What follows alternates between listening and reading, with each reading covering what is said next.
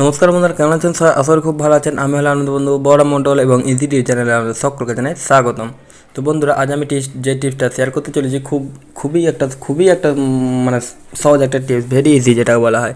তো সেটা হচ্ছে ফেসবুকে আমরা কীভাবে 3D ফটো আপলোড করব। তো এটা অনেকেই জানেন, হ্যাঁ বেশিরভাগ লোকই এটা জানেন। তো যারা জানে না শুধুমাত্র তাদের জন্যই আমার ভিডিওটা বানানো।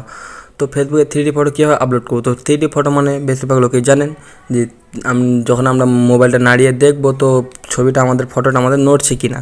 তো যদি নড়ে সেটাই হচ্ছে 3D ফটো।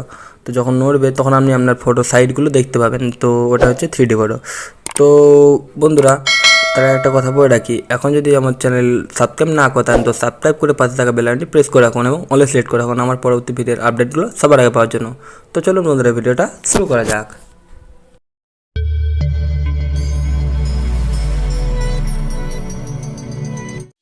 তো বন্ধুরা, তার জন্য আমাদের কী করতে হবে, তো আমাদের প্রথমে সিম্পলভাবে ফেসবুক ওপেন করে নিতে হবে। তো আমরা প্রথমে ফেসবুক ওপেন করে নিলাম।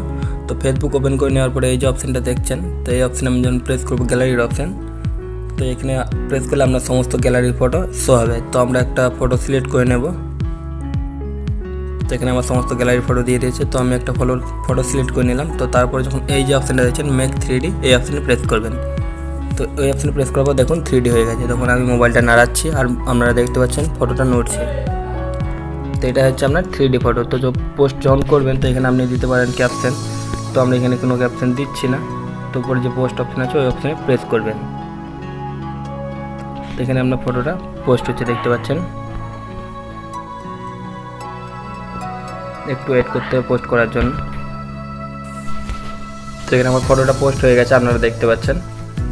তো এটা হচ্ছে 3D ফটো। তো এইভাবে আপনারা খুব সহজেই 3D ফটো পোস্ট করতে পারবেন।